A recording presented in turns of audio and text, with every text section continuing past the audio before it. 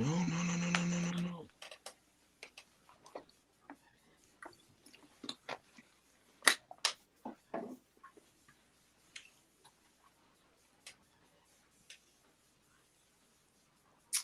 All right, so I still can't hear the mute. Okay. I can't hear nothing.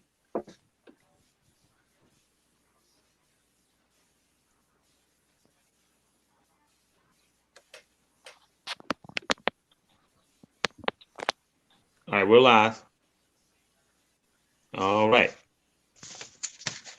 Good morning, everyone. Anyone can hear? You hear? Yep. I can hear you. I can't hear you. I can't hear nothing. Okay. Hold on. Mm-hmm.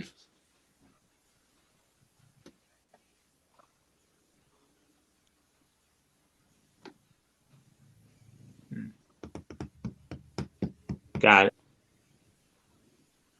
It's working on it now.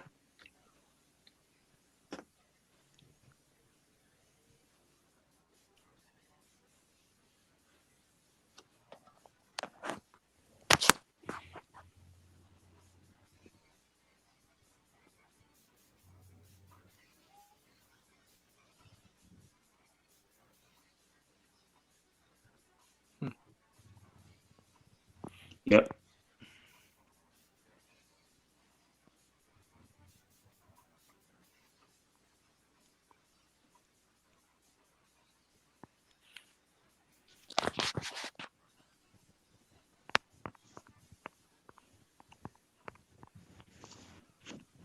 He's working on it now. Can y'all hear me? I can't even hear you. Can you hear me now? Yeah, I hear you now. All right.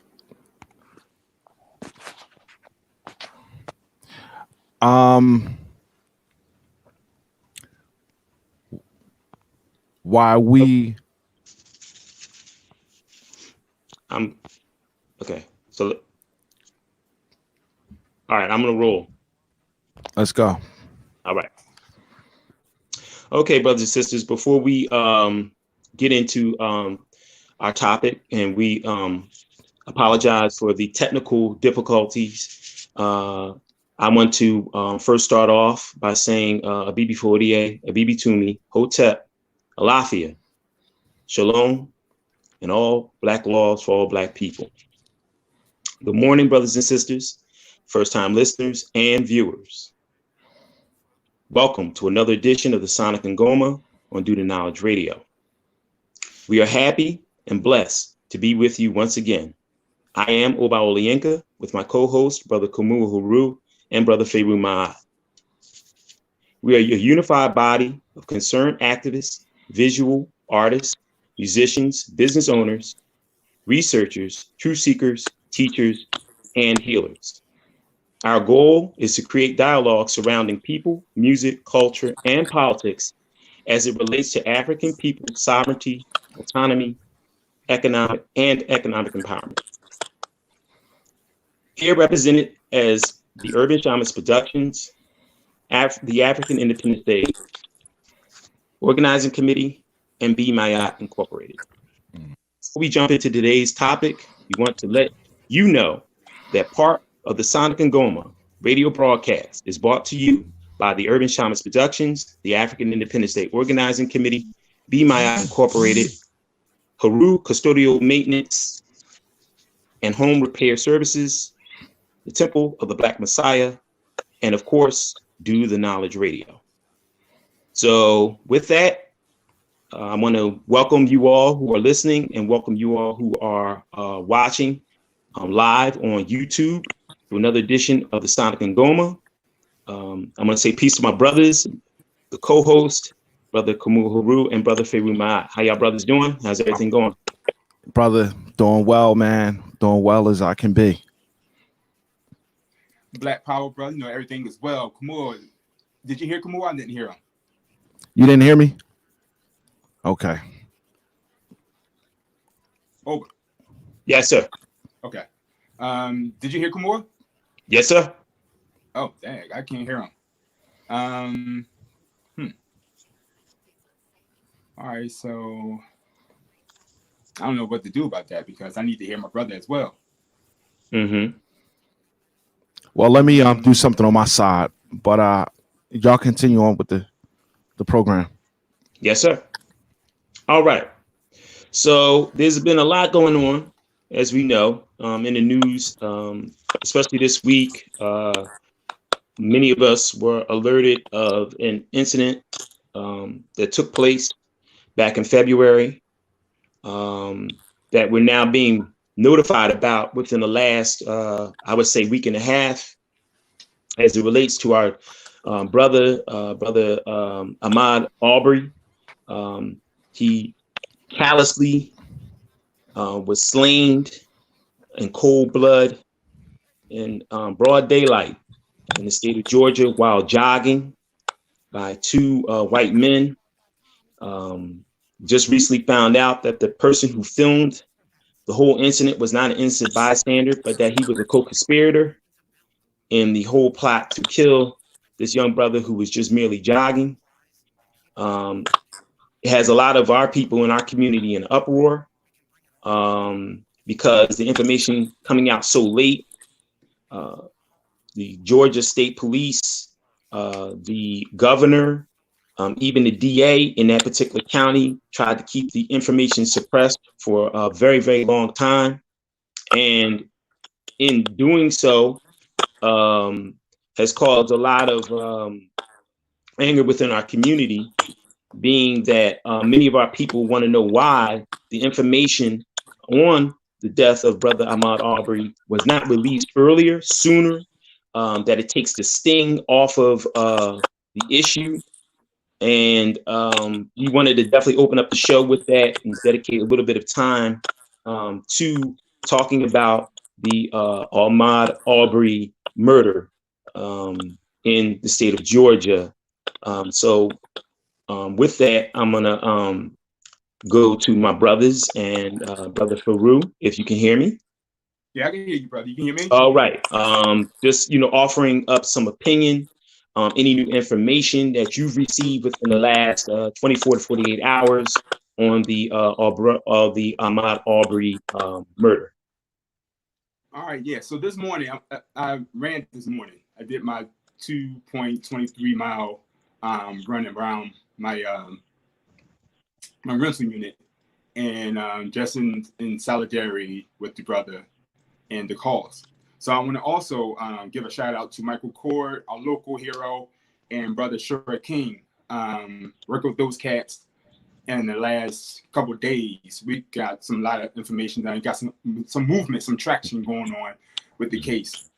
So I just want to give a shout out to the leadership of, again, Mike, Shura King and Michael Cord. And I also want to offer this. So can y'all see this? Yes, sir.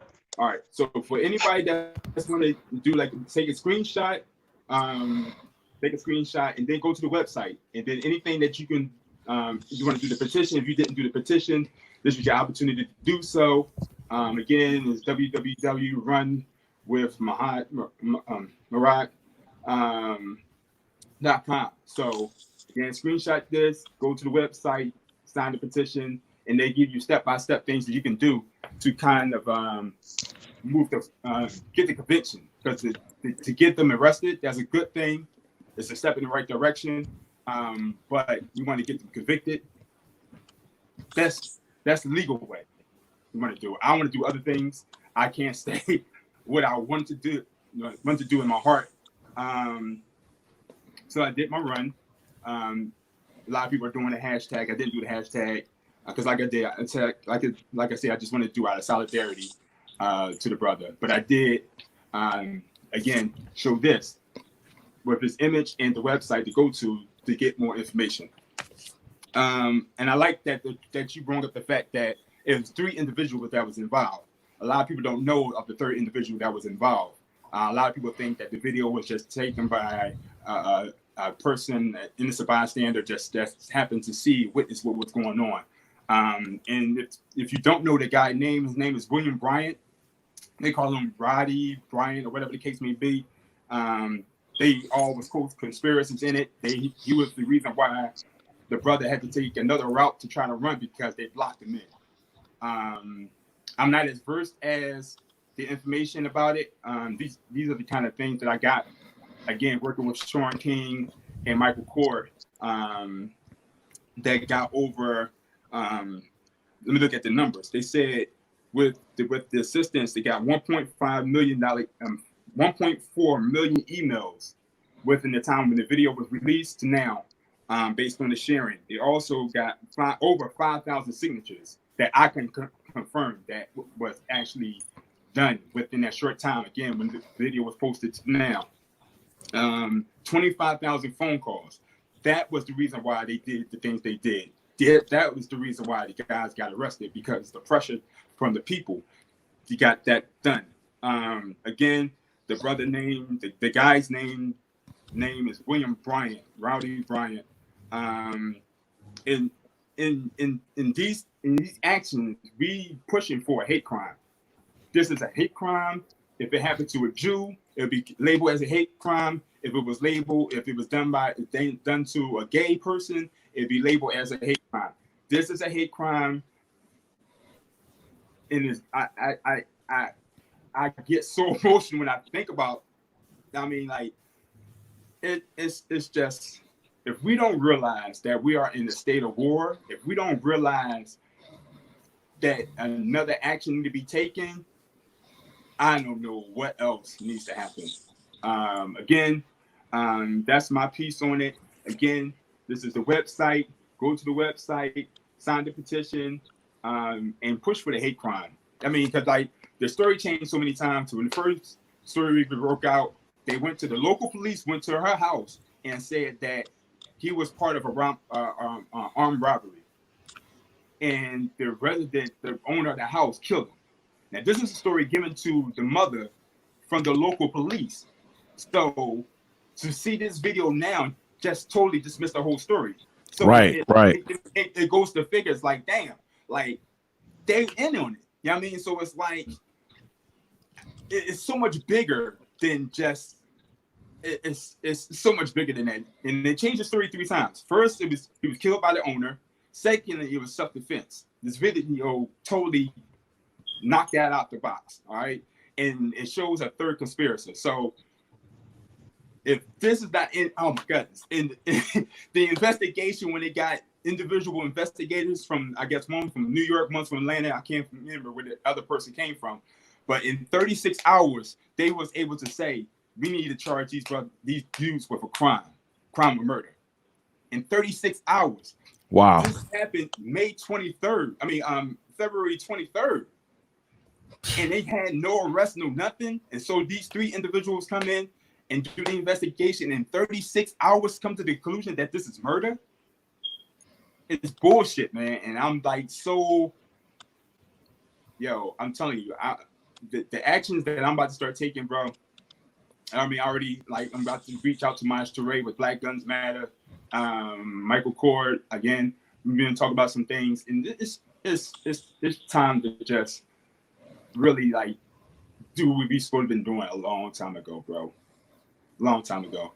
And they say, Elder told me in the midst of all this, he said that to totally wipe this out, like bad people with violence, is to have good people that's skillful, that's more skilled in violence than black people. And that's where I'm at. Like, we got to get skilled up, you know what I mean, in self-defense or whatever the case may be, and just do what we need to do. That's I'm just going to end with that. And again, go to that website, do the petition, and follow the action steps that they are given to get these cats convicted.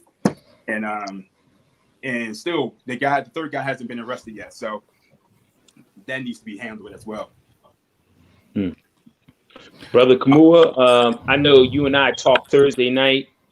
This was something that was definitely on your heart, was definitely on my heart. We talked, and we thought that it would be very, very necessary to open up the show talking about this case with Brother Ahmaud Arbery. Your thoughts? 1, 2. Can you all hear me? Yes, sir. All right. So I first heard of this case on Messenger. I don't know about you all, but my messenger is always bombarded with group chat, group messages. And, every once in a while I chime in. So as a brother who I see in the community at various different events, and he was just ranting on, you could tell based on the tone and how he was communicating and the chat that, it was a serious matter, but he was like, we need to take action. We need to take action. And I said, hold up, brother, before anybody take action or anything, can you explain what's going on? I don't know what you're talking about. So briefly, he, just briefly talked about it, and he said he was going to send me some links. And from there, my awareness was illuminated, and I had no idea that this event had took place in February, which was, mind-boggling. The fact that, that it didn't really get the traction that it did. But I must say, brothers such as the brother who was on the line just ranting, going off, people were actually taking a concerted effort to put the information out there, and those steps are very needed. They're very, very much needed. And it's up to individuals to ask, specific questions in terms of what do we do? Where do we go from here? And there's other people who are well organized and strategic about action who could assist you. I definitely seen the our community come together and actively, get involved. And like the numbers just Farugh just gave, I'm taken back as to how many of our people immediately, took action and prompt the city government, the township government to take action. But it still then, although when it became apparent, it took too long of a time for them to arrest those men. Exactly. I did not know it was a third individual. The person who was filming was actually involved, which charges need to be brought up on him as well. I don't feel like there's a sense of victory. Some people were like, because of those individuals are arrested. No, until those individuals are convicted of this heinous act that they did, then we'll feel, somewhat, validated. But nah. Actions needs to be taken towards, we need a conviction. And I just think that we need to stay really, keep our ears and our eyes, really in tune. A lot of times what happened with events like this, it become sensationalized in the media. And about a week or a month, it fades out. And we don't hear anything until another event like this happened. I got to mention the brother Sean Reed as we speak about, this brother Arbery. I don't know if you all heard or seen the video. A young brother by the name of Sean Reed got into an incident. I don't know what the incident actually, but the actions that was taken, he was on a high-speed chase from police. He got out of his vehicle and he was shot to death. He was shot to death. This happened about a day ago. He did not have a weapon. As far as I'm concerned, this young brother, whatever he did, I see many cases, many instances where police pursue people and it does not end in violence. He didn't cause an accident. He didn't plow into anyone. The brother, he had his shirt off. Obviously, he was not armed. He did not have a weapon. They attempted to tase him. And then you heard a barrage of bullets, come down on that brother. And, we need to take the same actions that we took for the brother Arbery. We need to, take those same actions for the brother Sean Reed. Somebody say, oh, why was he running? For me personally, we all have been young. We all done, things that we shouldn't have done. I know for myself personally, I was fascinated by cars, getting in the seat of a car and just driving and, hanging out, with the crew that steal cars. I mean, the idea that your life will be taken, in such an act. I'm not being naive, but I'm just saying that, such aggressive actions taken in such minute offenses is ridiculous. And, I'm fed up. We're fed up. And I feel like y'all both feel I'm very overwhelmed by witnessing this. I mean, in the face that, we're watching our people constantly suffer. You know what I'm saying? The nation is in a state of, the globe is in a state of chaos right now. We see our peoples by, large numbers suffering, and this is what we got to continue to contend with. We're at war. That's the reality. We are at war. And at no time should we become complacent, and we let our guard down and think for a second that we're fine, we're safe. You know what I'm saying? Being black in this nation, we are constantly a threat. Our lives are in danger constantly. And so we have to walk with an awareness and a consciousness about us like none others, So we're going to keep our ears. We're going to continue to communicate about this issue. Any information coming forward, if we can utilize this platform to bring information forward, we will continue to do so. I'll just say this. There have been many thoughts that have gone through my head this week. I've read all the information that I can possibly read through social media on, the Ahmaud Arbery case and situation. I'll say this. Let's backtrack to February. The big story in the news in February was the untimely passing of Kobe Bryant, which dominated the news. See, this double is very, very, very shrewd, and he's very, very slick. And so that pretty much permeated the news for the majority of the month of February. And then all of a sudden, late February into March, into April, the COVID-19 outbreak and pandemic, worldwide pandemic that goes on. So what this double does is that he hides behind his media. He uses his media in the fashion of, smoke and mirrors.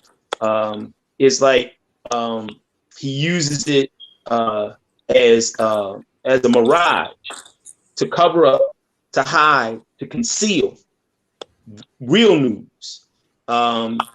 I wouldn't necessarily say, even with this double, that we are at war.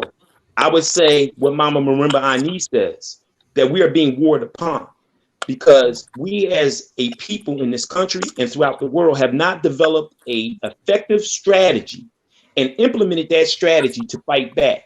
So until we start fighting back as a people, we are being warred upon. We are not at war. Okay.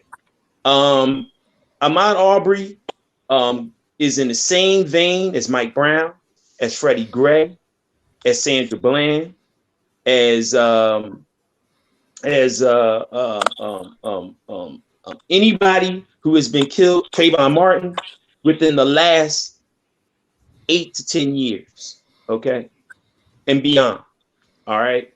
And what I'm saying is that as a sister who I went to high school with commented on a post that I put on Facebook, she said, well, when is this going to ever end? And I told her specifically, I said, it will end when we fight back.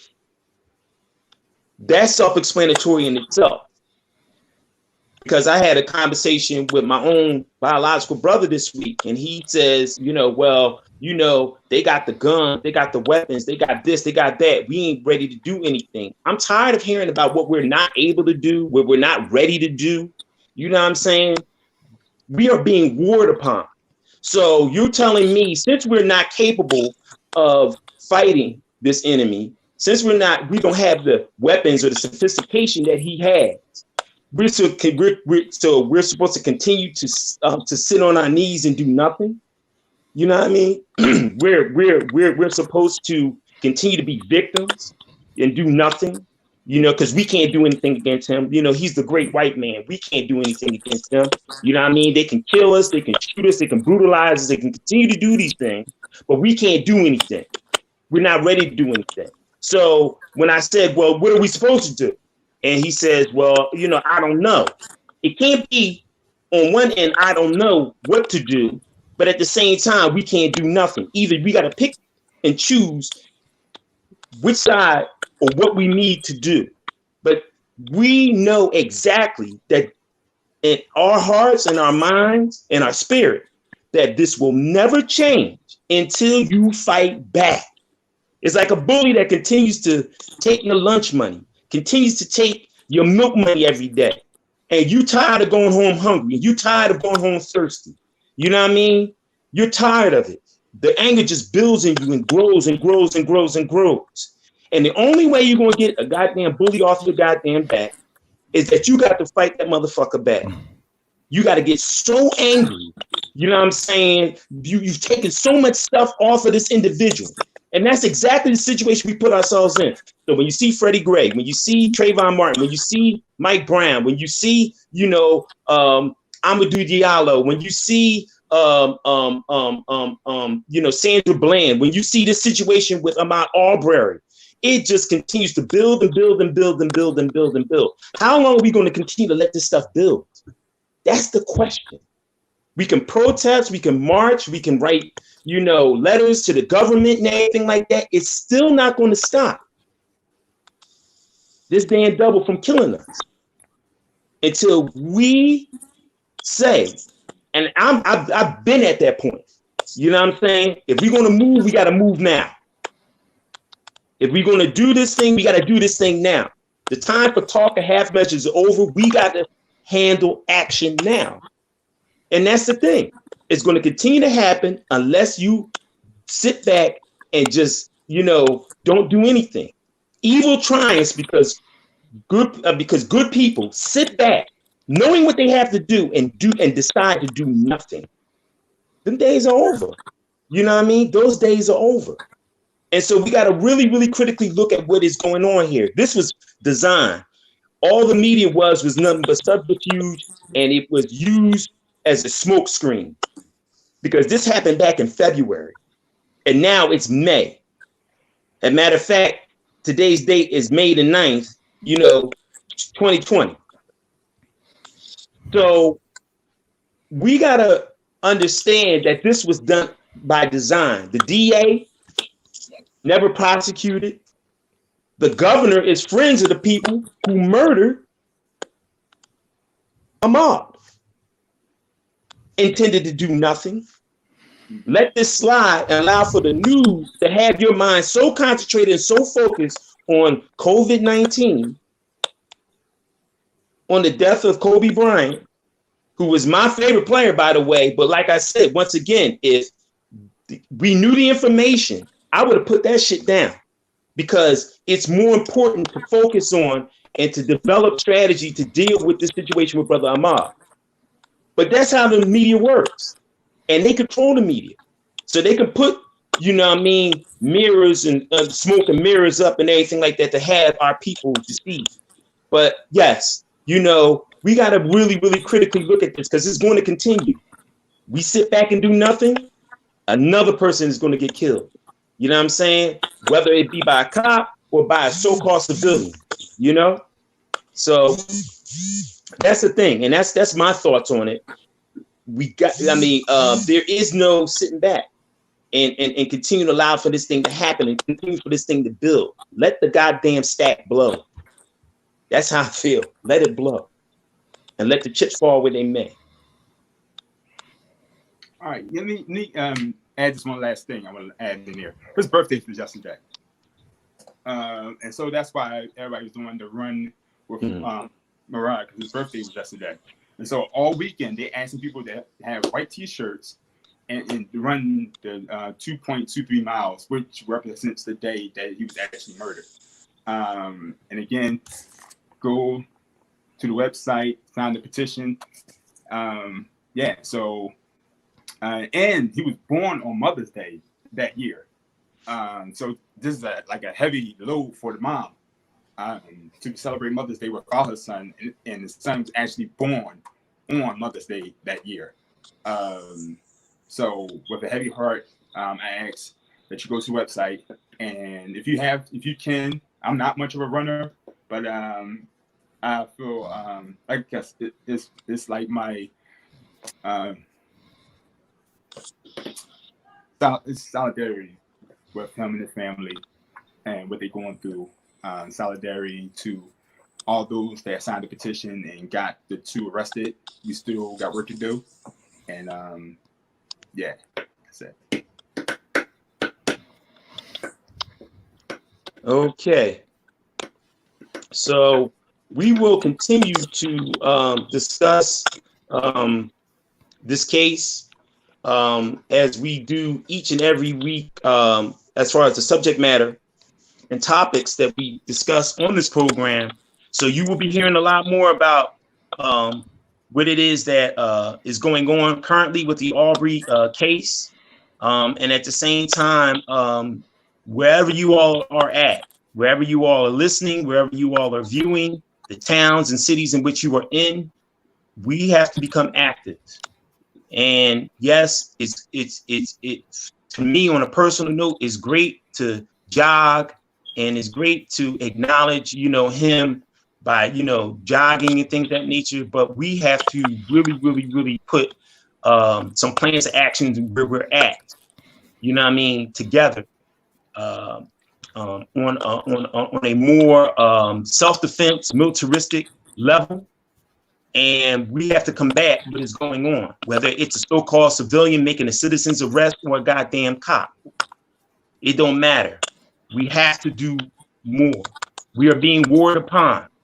And right now we are losing that war because we have not come up with an effective strategy to handle this situation that we're in. But we're going to segue, and we're going to definitely come back to the Aubrey case, but we're going to segue ourselves into another subject that we wanted to talk about. And it's actually a good segue because for us who are part of the Afrikan Independence Day Organizing Committee, Urban Shamans Productions, and Be My Out Incorporated, we are music. We are musicians. We are artists. We wear so many different hats. And we wanted to talk about today the historical impact of music on political and social activism in America. So we wanted to definitely talk about that. And that was something that Brother Khamuo, you were talking to me about as a subject matter that, was near and dear to your heart, talking about the history of music as it pertains to those of us here in America as African people and its impact on political and social activism. So did you want to, elaborate or go into that? Yeah, I wanted to, I didn't get a chance to discuss the impact that music had on me in terms of social change. A brother by the name of Tony Allen, who was one of the band members of Fela Kuti's, he's a drummer of Fela Kuti's band. And Fela was noted in coining a sound called Afrobeat. Afrobeat, very, very powerful music that made its way right now, 2020. I don't know if I go on social media, I hear Afrobeat. I'm going out, I hear Afrobeat. It has become a very, very popular genre. But Afrobeat, for me, when it was brought to me, I had came into the knowledge of Fela Kuti and his movement back in the early 2000s. A friend of mine, relative, had worked at the magazine a magazine publication called Philadelphia. And the guy was like, well, I know you're into like, you know, African stuff and cultural stuff. So he gave me a stack of CDs.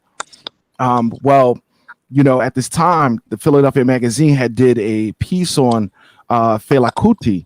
They did a well-detailed article on Fela Kuti, and they gave a bunch of, you know, music to the company. And the brother brought the music to me. And, you know, this was, like I said, my first time encountering Fela Kuti. And I mean, the music changed my perception of music and my involvement with music.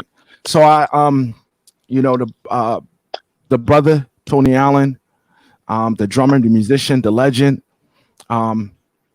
passed away this past April 30th. And, you know, me, myself as a drummer, I just wanted to, you know, express the significance of Afrobeat. You know, a lot of, you know, I hear a lot of Afrobeat now, but, you know, for me, when I encountered Afrobeat back in 2000, and the sound has definitely changed, right? And I would say that I have yet to hear a contemporary Afrobeat artist who has brought a message as powerful as Fela Kuti, you know, outside of his sons, Femi Kuti and Sion Kuti. I felt like they followed in the footsteps of their father in bringing a very strong social and political message to the world. And, you know, along with the message, the music, a very, very unique sound. And, you know, that was my coming into Afrobeat. And also it was my inspiration of developing a band called the Urban Shamans. We didn't want to look at ourselves just as being a performing band and just performing music, because I felt, you know, as myself personally, I felt myself very rooted in the community, involved in social change, activism, you know, making an impact on my community. And so I wanted to, you know, develop a band in the likes of Fela Kuti's Egypt 80, Africa, Egypt 80, Africa 70, you know, bring a movement about through music, through sound, through a message. We're noted for a song that we produced called Government. We'll play that song as we outro in this program, and you can just listen to the message, you know. So I just wanted to highlight that. And you know, as I, you know, look around, or I, you know, I listen to the music that my son and, you know, a lot of young people listen to, not as often do I hear music that has such a message. I know Lamar Kendrick, you know, is definitely an artist who brought a very powerful message.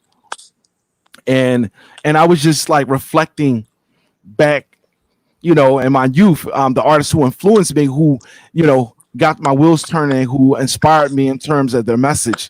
I could think of Public Enemy, KRS-One, you know, and I remember the first album that I, you know, one of the first albums that I got from KRS-One was the album Edutainment. Very, very powerful album. You know, I believe I was in 6th grade when I heard that album. And so, you know, my palette for music was, you know, established by listening to that, you know, album. You know, I was, you know, I became a connoisseur of lyrics, you know, listening to a powerful message. So, how about you, Farugh? That music is like, is my everything, bro. Like, it changes my mood. Like, if I'm having a tough day on anything, like, I put on some music and it changes it's shifting my whole energy. And what that kind of brings me back to my childhood. Like, I was born in 73. And so we used to have block parties, you know, in the summertime. It was our annual block party. We shut down the block, we clean it up, we paint the curbs, make sure everybody clean the front of their, you know, they building, so the block would be clean. So we had to clean it early, scrub the steps with Comet, paint the curb, pull out all the weeds and all that good stuff. So we did that early in the morning.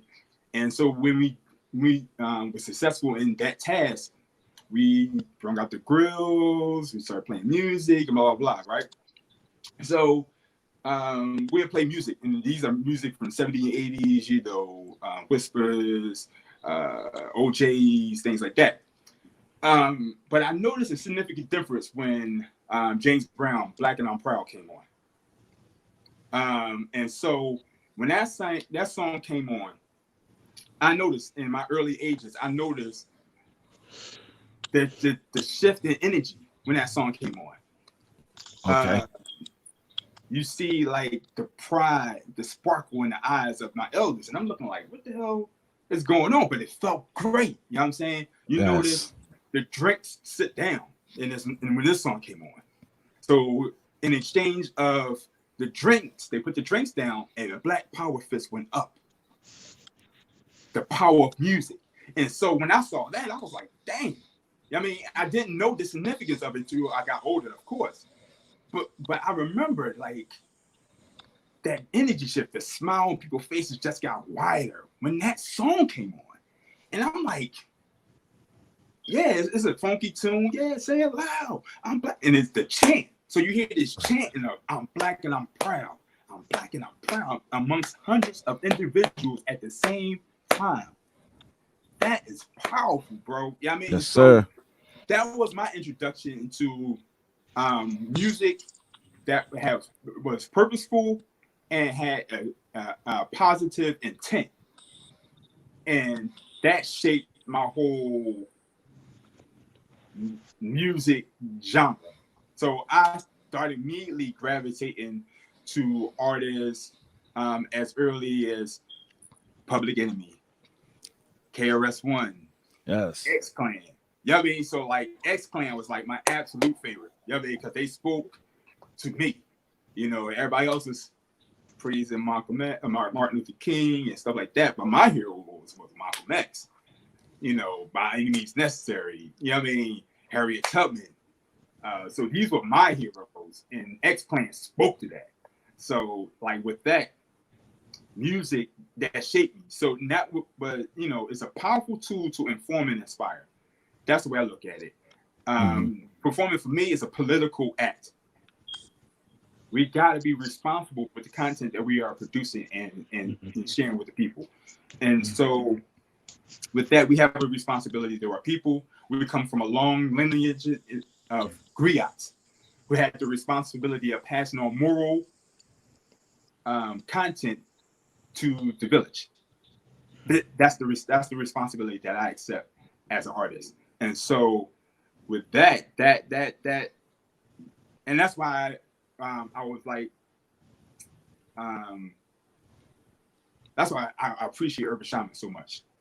You know, y'all had that. You had the brotherhood, you had the message, you had these things, and I was just like, damn, I would love to be a part of that.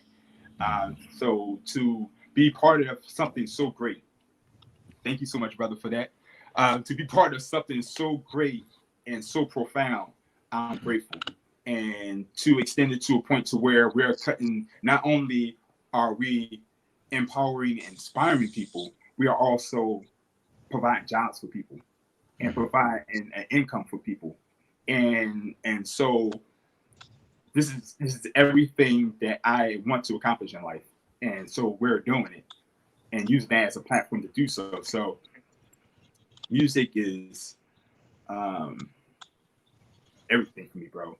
And so to be able to use music in this format and for this purpose is, I can't complain. I never thought I would be mentioned in the same sentence as those individuals, you know, but by being with Urban Shaman, we've been mentioned as the cultural Wu-Tang Clan. We've been as the conscious, responsible roots.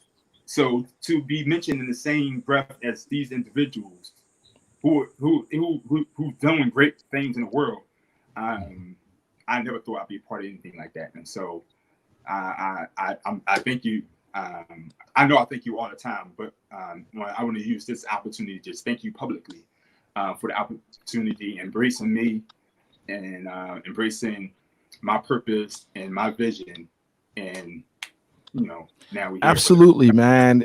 You definitely, you know, represented what we were about, you know, your energy, your interaction with the music and with the environment every time we perform.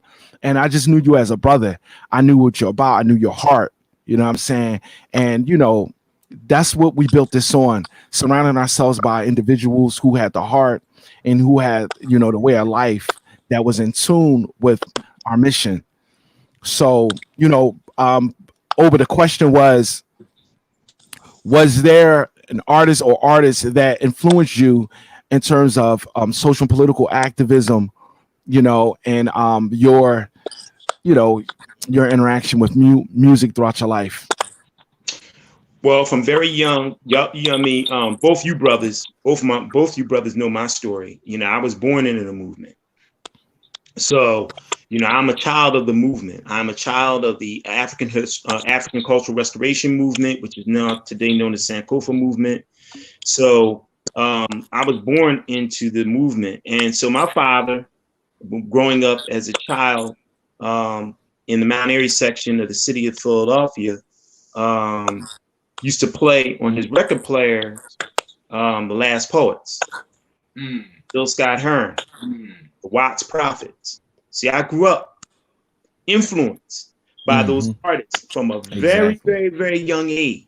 And although I didn't necessarily know exactly what they were saying, I knew and understood it was about the upliftment of African people, of Black people. I just knew it in my core, in my heart. And I'm a kid, and I'm running around and things of that nature, but my father's upstairs on the 3rd floor of our house, and we had a very, very big house in Mount Airy. He's blasting, you know, The Last Poets or Watts Prophets or Gil Scott Heron, you know, from the 3rd floor of the house, that you could hear it throughout the house. And it was influences like that because, you know, James Brown, I'm Black and I'm Proud was before my time. Sam Cooke stuff was before my time. You know what I mean? And we can go into many artists in the 60s that helped to mold and shape a generation. Well, the artists that helped to mold and shape the generation that I came up in were The Last Poets, the Watts Prophets, was Gil Scott Heron, was listening to stuff from Nina Simone. These are the artists that influenced me. And thus, of course, the golden age of hip hop, which each and every person on this broadcast, each and every person who is out listening to this broadcast, and each and every person who's watching this broadcast were influenced by hip hop between the era, or should I say the years of 1986 to about 1995, which was the golden era of hip hop. What were some of those outstanding artists? Name some of them. X-Clan, Brand Nubian, Poor Righteous Teachers, KRS-One, and Boogie Down Productions, De La Soul, Tribe Called Quest, oh gosh, Gangstar. Come on, man. I could go on and on and on and on. I'm a walking hip hop library. But that was the era that influenced each and every one of us. It was profound. I remember in 10th grade of high school, I tell a story real quickly that my brother came home from college from Penn State, Penn State University. And my brother Sekou came back, you know, as white people like to say, he came back black, too black. You know what I'm saying? You know, my brother began to embrace and understand his Africanity, understand who he was, his responsibility and his duty, not just so much to himself, but his community. And he was the one that told me in 10th grade, while I was wilding out in high school, I went to South Philadelphia High School, to go upstairs in our library, because we have a library in our house, and to get the autobiography of Malcolm X. A book that for years sat on the shelf. I had listened, grown up listening to Malcolm, but I had never taken out the time to read the autobiography of Malcolm X. It changed my life. The person that I am today is because of the autobiography of Malcolm X by Alex Haley. And although I come to find out as I grew older that there were some contradictions in the book and some things that were historically inaccurate that Alex Haley put in, the basis of the book, the crux of the book, right, is what's most important. Yeah. And when you open up that book, the first chapter you open up it to and read is Satan. And that particular chapter took me on a journey. I read the book within a week, and I had to report to my brother on the book. He forgets this whole situation, but my brother and that book helped to get me back on track because I had come up in a Pan-African nationalist, cultural nationalist household. So it put me on track, and it made me the man that I am today. And then with hip hop at that time, 86, 87, 88, 89, 90, I'm in high school, going into college. Oh, it was a wrap. I knew what I wanted to do, how I wanted to live my life. I was an artist myself, you know. I did hip hop myself. My hip hop had to be conscious. I had to use it like a cock hammer, like Baba Khalid Muhammad used to say. You have to use your music like a cock hammer. It is a weapon. Yeah. It is a weapon for liberation. It is a weapon and a tool for our liberty and independence as African people. And I knew exactly what I wanted to do with my life. So I would say that my early growth and development as a child, that it was artists like the Watts Prophets, the Last Poets, Gil Scott-Heron, Nina Simone, so many other artists that my father and my mother exposed us to that definitely led to my activism and the level in which it's at today. Yeah, you know, which I often go back and forth with a lot of younger guys, and particularly my son, you know, and I try to share, you know, the experience and the experience that I had with hip hop and, you know, the various different expressions of hip hop, but that being a very, very conscious message, very conscious force early on. I don't see or hear a lot of music like that. Not saying that music is not being produced, because we know as very well, such as, you know, the urban shamans, we are putting music out. But it just seemed like, you know, in the past there was more accessibility. You would hear it more.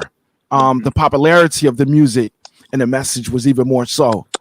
It's just not so now. If I could say something real quick. Sure.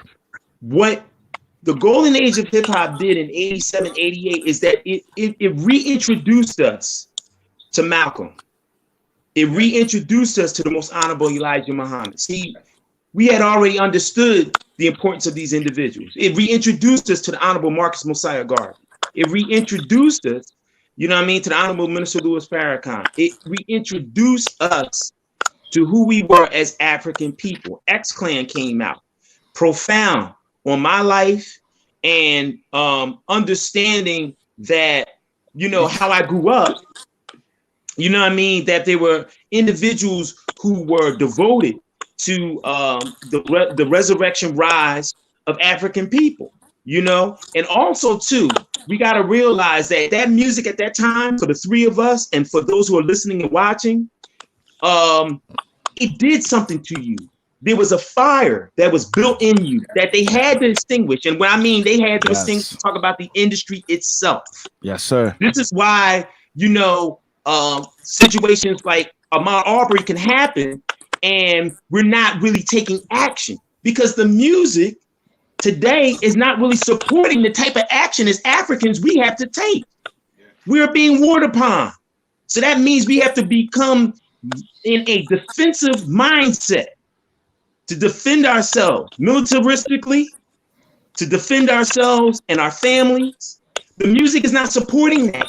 It's not encouraging that. But in the time in which we grew up, and the years in which we were teens, and I ain't gonna give away our ages specifically, but we're all in our 40s, it was supporting that.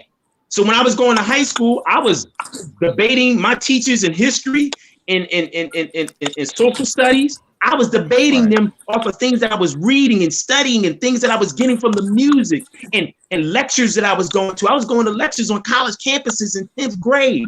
I was seeing people like Dr. John Henrik Clarke, Baba Amos Wilson, Baba Dell Jones. Come on, man. I was living it. So the music inspired that. And you speak to a very, very good point, Brother Khamuo. Today's music does not inspire and that fire. It doesn't burn that fire in you to want to get out here and do something in the best interest of African people. Yeah, music definitely can be used as a weapon. And that was the idea as the urban shamans. We were going to use our music to fuel this war that that has been placed and been waged upon us. And I just wanted to point out, the power of Afrobeat and the legacy that Fela Kuti and various band members established. Very, very powerful movement. I've just recently, it was funny because prior to hearing the passing of Tony Allen, I just once again I just found myself listening to a lot of Femi Kuti and Sion Kuti, which is the younger son of Fela Kuti. I mean, a very powerful voice. This brother is a very powerful voice in terms of he engaged the public and with his mind. And he has a lot of interviews in which he challenged the status quo and the ideals of his nation, and that in which our colonizers, white supremacies, has established throughout the world, the planet. And emphatically identifying himself as a African nationalist. Mm-hmm. And seating himself in front of an audience of his counterparts and articulating his message. I found myself, me and Farugh, we found ourselves in these same positions. I mean, in 2019, we had the opportunity to perform at Villanova University. It was the African Studies Department, but the majority of the student body was, white, white American. And so, to have that opportunity, I said, I don't know if they know what they're in store for, because we gonna break it. We brought, a song like Melanin, and in that song where we, define our essence, define our blackness within that song, and very, very powerful message, and it was very educational at the same time. So, I'm always delighted when we have an audience like that, and we just just hit them upside their head, with these messages. And believe it or not, and they're impacted. They want more. They want the album. They want to know when we're performing again. And that's the power of music, and that's the power of having intent in what you do, not being dominated by the industry, not being dominated by I'm just trying to make some money, or I'm just trying to become popular. Standing firm in your ideals and your beliefs, and having a goal, having a mission about what it is that you do. It was like, oh, I'm just doing music. No, I'm doing music because I want to inspire.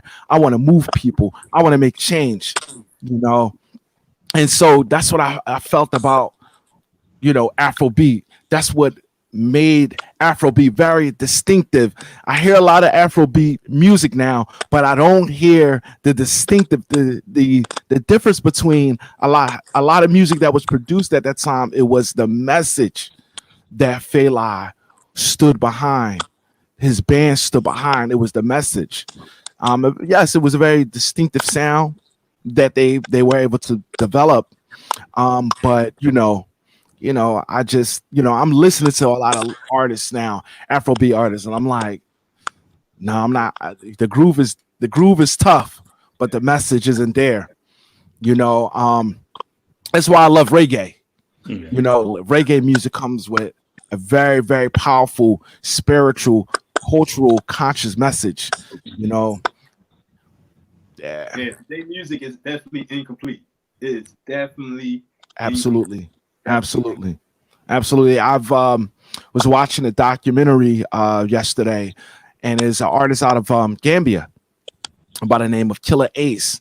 And I was so impressed by this brother, you know, MC. I mean, if you hear the brother speak, I was like, you know, he had to come up in Philly or New York, you know, to hear his lingo, you know, just his expression. You hear the Eastern and the inner city expression, and maybe that's just the power of the music, you know, and how he has gotten so in tune to the music. But this brother by the name of Killer Ace, he used his music as a weapon. And there was a corrupt president that reigned for, you know, long enough. I mean, this brother was definitely using his voice, organizing. Every time he had a concert, he spewed his message, and it became really dangerous for him. I mean, he actually had to flee in exile to Senegal because he was targeted by that particular government. But you know, long and behold, 2 years they was able to move forward and get that particular leader out of office, and the brother is still doing his work. So, you know, I just encourage those artists, those musicians, you know, and if you have a strong political ideal and a message for social change, you know, use your music. Don't think that, you know, because I'm an artist, you know, I can't do anything. You can very well do many things, you know, through your expression. I think it becomes your obligation, and you become responsible. You are charged with using your music as a tool for liberation, as a tool to, so to speak, although this is cliche-ish, wake up the masses of your people. You are responsible. You are charged with that. And I'll even put another caveat into play here. You're not only responsible through your music, but you're also responsible with your living example. Because there's a lot of artists that talk one thing on record, and when you see how they live, when they're not in front of the camera, when they're not on stage, when they're not, you know, recording, a whole nother thing. You know what I mean? And I'm not even gonna go into that because there are a lot of artists that we personally know, you know what I mean, that are not true examples of what they profess or they say in their music. Your music has to be in step and in line with your spirit, with who you are, not sometimes, not just who you are on stage, but who you are 24 hours a day, 7 days a week, 365 days a year. If you're about the liberation, resurrection, redemption, rise, and maintenance of African people, then you should be living that way. Music is an extension of who you are. It's not separate. It's not Superman on one end, but it's Clark Kent on the other, and I become Superman when I jump in the booth. No, it has to be in step with who you are. Because if not, people have the right to call you out. And a lot of artists don't want to be called out, but you have to be, because there are contradictions that are blatant contradictions there, because you're telling us to live this way. You're telling us how to be able to be more productive in our community. You're telling us how we should respect our women. You're telling us what we should eat, how we should eat, be healthy and things of that nature. But your ways and actions are contradicting that with the person that I see off stage or the person that I see in public. Is not in alignment with the music that you're putting out. And we have to have that responsibility. We need to take that responsibility and that charge with all of our art. All right, quick plug. Urban shamans can assist you with that. if you do, if you are an artist, a conscious artist, whatever the case may be, we can manage. That's right. We can inspire. We can inform. We can be also provide a platform. So if you want to get your music out, if you want assistance in lyrical content or whatever the case may be, Urban Shaman Productions can help with that. Mm-hmm. That's right. You can hit us up on at the Urban Shamans on Facebook. Well, you know, Facebook Urban Shamans, at the Urban Shamans, Urban_Shamans on Instagram, at Urban_Shamans on Facebook. You can hit us up on Afrikan Independence Day .com. And you know, you could just check us out. AfrikanIndependenceDay.org. AfrikanIndependenceDay.org. Urban Shamans at gmail.com. And you know, let's talk music. Let's talk about some ideas. We have collaborated with many different artists throughout the years. And we're still very much very involved in collaborating and developing new music. We got a lot of stuff that's coming out in 2020. So, you know, listen up for us. And on that note, we're going to bring this show to an end. Oh, before we go, I'm going to turn the program over to Brother Farugh. Brother Farugh has some information on COVID-19 that he would like to get out to the audience.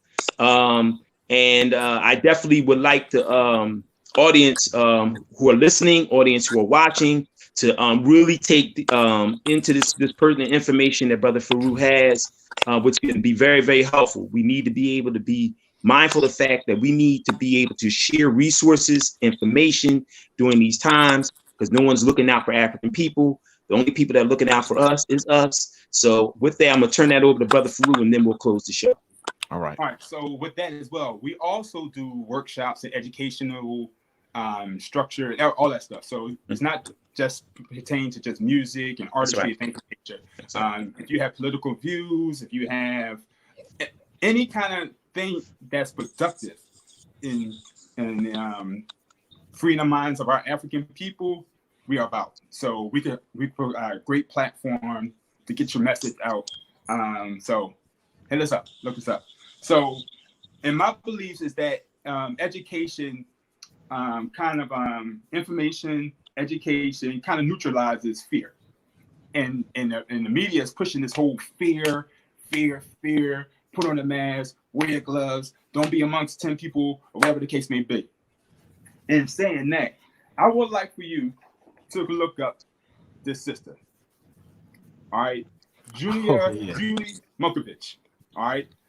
They got a thing now that's called Pandemic that breaks down why they are doing this whole COVID-19 thing. So screenshot, look this lady up, look up this documentary. You will learn a lot of information. This sister was shut They taking down. it down, bruh. They're taking that video down. She has a book also called Plague of Corruption. There you and go. So, you know, yeah, but definitely go ahead, brother. I'm not gonna. Yeah, that's good. I like that because I had the book. I was reading the book, so that's been my reading for the last couple of days. Wow. So I'm glad you plugged that in. Also, she points out the fact that the universities, the reason why they're doing this is these incentives. All right. So one, the incentives that each person that dies from the COVID, that institution, that hospital get $13,000 per person for Medicare. $13,000 per person. This is why they're pushing it. $39,000 per person if you put them on a ventilator. Crazy, right? It's all about money.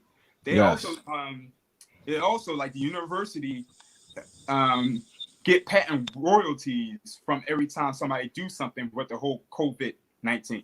So all the universities that had patent with the COVID-19, the flus and everything else, HIV and everything else, they get royalties from the vaccine and get royalties from the test. Every time you test it, they get a piece of that money. This is why they're able to take over the communities the way they're taking over the communities. That's right. That's the foundation of their wealth. And that's why they can buy these houses. And that's why they can buy you out. And then they can inflate the taxes to get you out.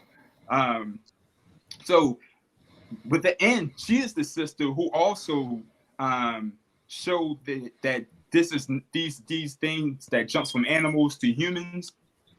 She had a test that said that this happens over the 800 years.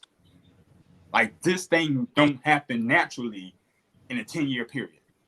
And it's done in a laboratory. That's the only way that it's able to jump from a species of animals to a human. So she also specifies that. And that's why she was jailed. That's why she was on target the way she was. All right. So I just wanted to put that out there because, like I said in the beginning, that education and information neutralizes the fear.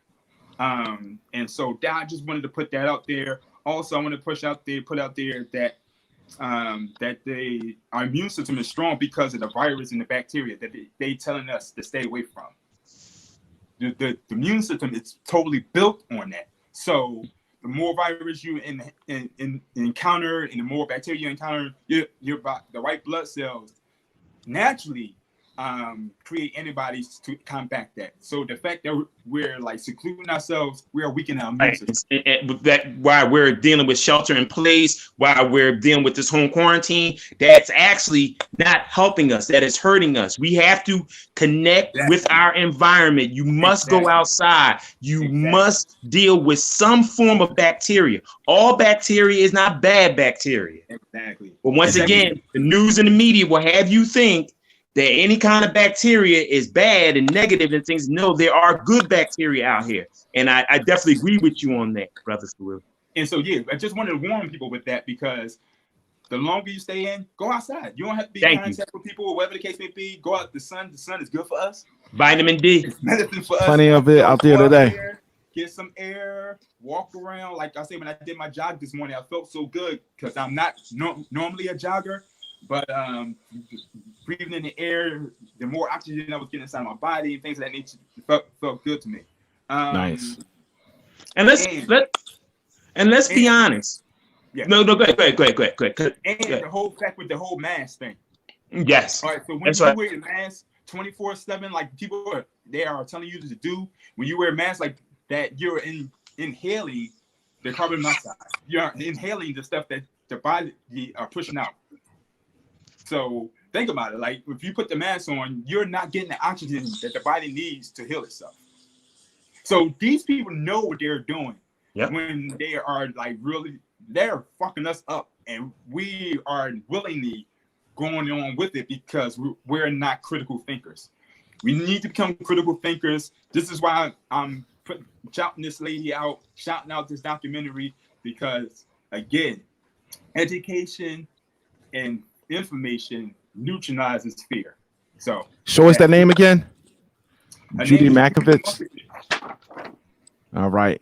And she also Julia Makovitz. Sure people get the correct spelling and get the correct, so they look up the right person. So that's why I wrote it out on the paper. They're taking it down on most social media forums. Yes, they are. And we have to be mindful, real quick. I'll say this, that we got to be mindful of the fact that when we come into information like Julia Malkovich, like Michael Moore, like David Icke, like people like William Cooper wrote Behold the Pale Horse, a lot of that information are for liberal white patriots. That information is not for us.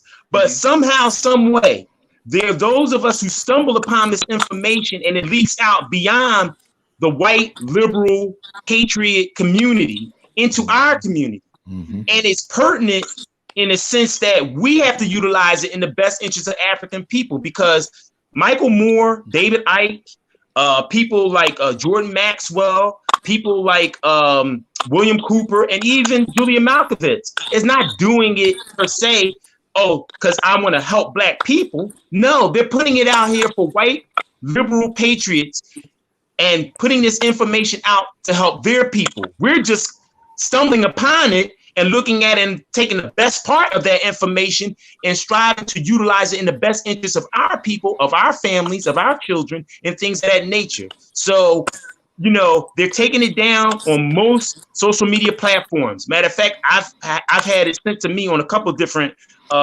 messenger requests, but they're taking it down. So if you can get your hands on that information, it's very, very pertinent. Brother Khamuo and Brother Farugh are very, very right about that we need to do all that we can to share the information that we have that's going to best interest African people in the African community. And with that, we're going to bring this show to a close. Once again, we'd like to thank Do the Knowledge Radio and Brother Knowledge Born Allah, our good brother, for bringing this show to you.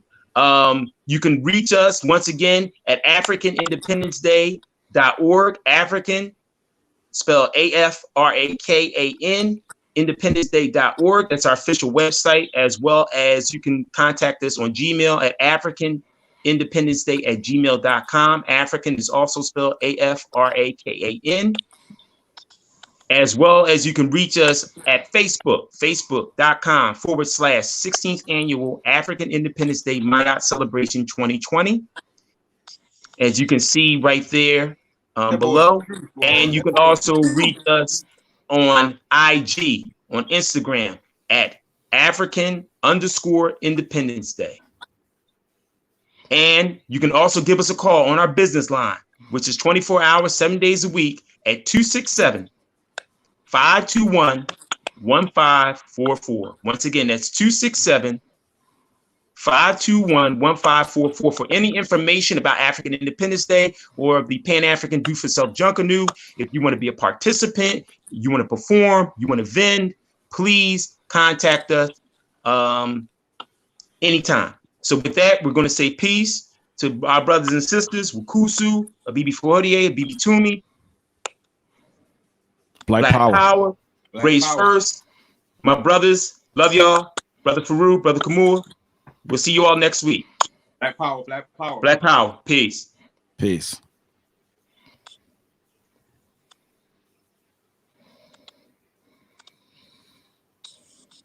Yo, I'm sitting in there for a donation, man. He put in work today.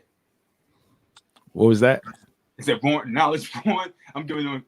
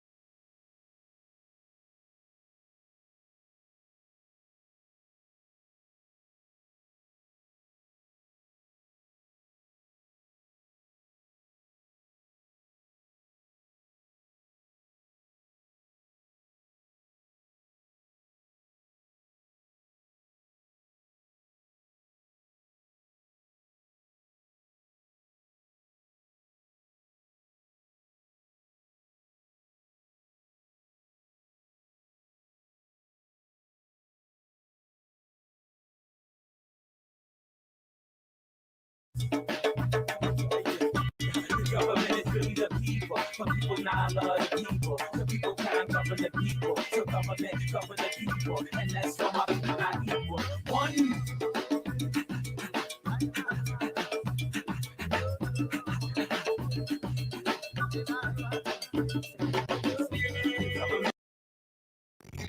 People not love the people. The people can't govern the people. So government govern the people. And that's why my people not equal. One.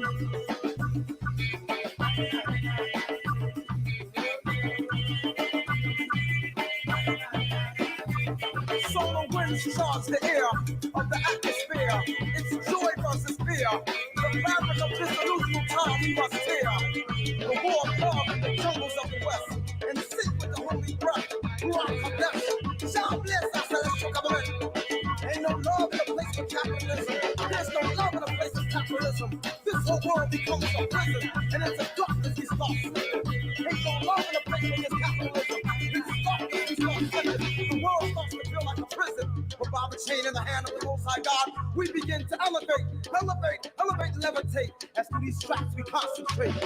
The government is tricking the people. The government is tricking the people. It teaches that we're not no equal. And never be inferior. We're born with the spirit of God. We're born to be superior.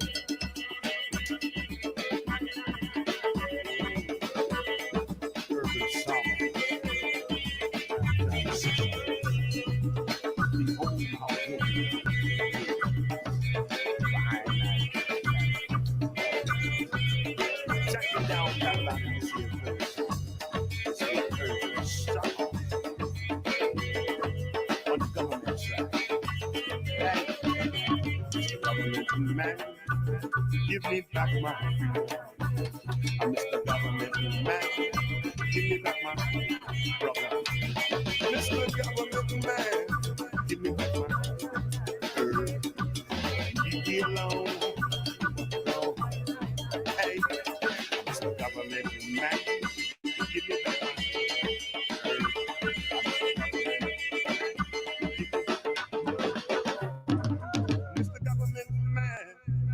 back my back my brother, leave me alone. Got to go home.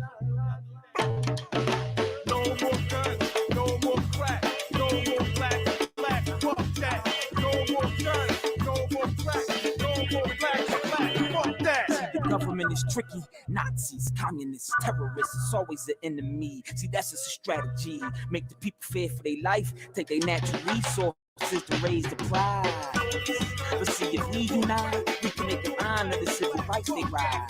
See, it's my human right to lie. The government is the people, I can say what I like, right? How the feds gonna make money, loan money, and charge to borrow the money? See, the money ain't worth shit. It used to be back by gold bricks. No, it ain't even worth the wipe your ass. See, politicians use war because they own the companies that supply the army with ammo for war. Since camos and swords, people governed the people to manifest destiny. Perverted the warlords, rather pour salt in my sword, be hung by a sword than let the White House perpetrate government laws. See, we the law, the long lost pharaohs abroad, the government's the people, the government is yours.